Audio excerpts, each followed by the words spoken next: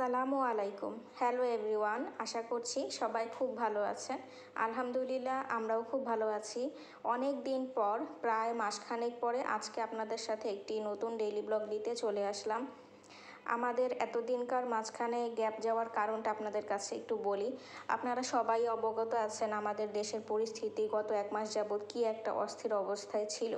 ওইরকম সিচুয়েশনে আমরা চোখের সামনে যা দেখছিলাম, ঠিক ওই মুহূর্তটায় আসলে নিজেদের দৈনন্দিন কাজকর্ম সব কিছুই যেন থমকে গিয়েছিল। অনেকটাই হতবাক হয়ে আমরা অনেক কিছুর সাক্ষী হয়েছি, যেটা আমরা কখনো কল্পনা করিনি। তো সেই ভয়ঙ্কর পরিস্থিতিগুলোর ভিতর দিয়ে কখনো মন মানসিকতা এরকম থাকার মতো কথা নয় যেখানে আমি আমার ডেইলি ব্লগ বা নিজের কাজকর্ম, ব্যবসা বাণিজ্য সব কিছু সুন্দর মতো চালিয়ে যাব। এমনকি আমি আমার বিজনেস পর্যন্ত বন্ধ রেখেছিলাম, কারণ ওই সময়টায় কোনো কিছুতে মন বসাতে পারছিলাম না। খুবই অস্থির লাগতো এবং সারাক্ষণ একটা মনের ভিতরে একটা চাপা যন্ত্রণা কাজ করতো যে আমি হয়তো কিছুই করতে পারছি না, বা আমাদের আসলে কি করা উচিত, কোন দিকে যাওয়া উচিত, দেশটা কোন দিকে যাচ্ছে, সব কিছু মিলিয়ে আসলে মন মানসিকতা খুব খারাপ ছিল, যে কারণে আমি ব্লগটা এতদিন পর্যন্ত বন্ধ রেখেছিলাম। আজকে যে ব্লগটা দিচ্ছি সেটা হচ্ছে আমাদের বিজয়ের দিন, মানে যে দিনটায় আমরা এই সমস্ত এই যত রকমের আমাদের উপর অত্যাচার নিপীড়ন হয়েছে সব কিছু থেকে যখন আমরা মুক্তি পেয়েছিলাম, ঠিক সেই দিনটার কথা বলছি, 5ই আগস্ট। তো ওই দিনটা মানুষের উল্লাস মানে বলার মতো ছিল না, যেটা আমি ঘরে বসে ফেসবুকে দেখছিলাম। তো ভাবলাম যে আমিও একটু বের হই। তো আমার মেয়েকে আমি বলেছিলাম যে চলো তুমি আর আমি দুজন মিলে আজকে একটা লাল সবুজ শাড়ি পরে ছাদে যাব। কথাটা শোনার সাথে সাথে আমার মেয়ে আমাকে উত্তর দিয়েছিল, না আম্মু, আমরা ছাদে যাব না, ছাদে গেলে যদি আমাদের গুলি করে দেয়।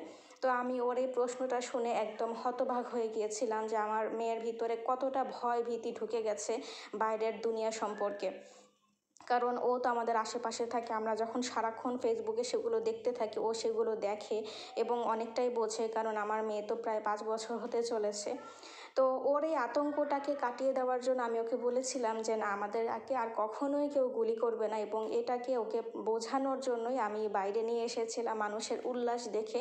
ও যেন বুঝতে পারে যে আসলেই আমরা আমাদের বন্দি দশা থেকে মুক্তি পেয়েছি, এবং সারা জীবনের জন্য ওর ভিতর থেকে যেন এই আতঙ্কটা কেটে যায় যে আমরা আর বাইরে বের হতে পারবো না, বের হলে আমাদেরকে মেরে ফেলবে। এই ভুলগুলো যেন ওর ভিতর থেকে চলে যায়, সেই জন্যই আমরা ঘুরতে বের হয়েছিলাম। আর বিশেষ করে মানুষের উল্লাস দেখতেই বের হয়েছি, এবং সেগুলো সাক্ষী হতে অবশ্যই, যাতে করে আমরাও এই দিনগুলো সারা জীবন মনে রাখতে পারি, আমাদের স্মৃতির পাতায় এগুলো আনন্দ হিসেবেই থেকে যায়। তো রাস্তায় বেরিয়ে দেখলাম এখানে আসলে ওরকমভাবে অতটা জমায়েত যেরকম ঢাকার অন্য জায়গায় ছিল, আমাদেরটায় সেরকম পরিবেশ ছিল না, কারণ এই দিকটা স্টুডেন্ট যারা ছিলেন সবাই আরও সামনের দিকে এগিয়ে গেছে, যেখানে জোহর স্কুল ওই এলাকাটাতে।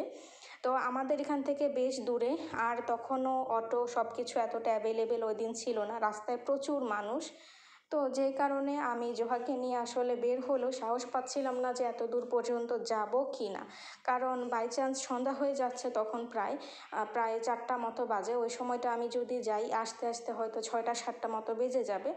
তো ভাবলাম তখন যদি আবার অটো বা কোনো কিছু না পাই, এত মানুষজনের ভিতর ওকে নিয়ে হেঁটে আসাটা অনেক কষ্টকর হয়ে যাবে, তাছাড়া আব্বু অনেক টেনশন করবে। তো এইসব চিন্তা করে আমাদের আর সামনে আগানো হয়নি। কিছুক্ষণ রাস্তায় মানুষের উল্লাস দেখে পরে চিন্তা করলাম যে আমাদের বাসার কাছে যে ঘোরার জায়গাগুলো আছে ওখানে না হয় জোহাকে নিয়ে একটু ঘুরি, ওর মনটা ভালো করে নিয়ে আসার চেষ্টা করব। সেই চেষ্টা থেকেই আমরা বাসার কাছাকাছি একটা জায়গা থেকে ঘুরে এসেছিলাম।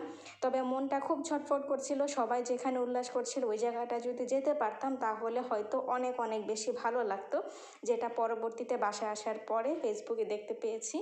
আমাদের এলাকা থেকেও দেখতে পাচ্ছেন এখানে খণ্ড খণ্ডভাবে মিছিল বের হচ্ছিল, আনন্দ মিছিল।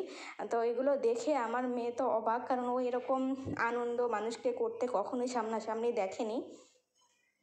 আর এই স্বৈরাচারের পতনের মাধ্যমে আমরা কিন্তু একটা নতুন করে স্বাধীনতা পেয়েছি। আমাদের সকলের উচিত এই স্বাধীনতাটাকে যতটা অর্জন করা কষ্ট ছিল, ঠিক ততটাই যেন আমরা সেটাকে রক্ষণাবেক্ষণ করে টিকিয়ে রাখতে পারি।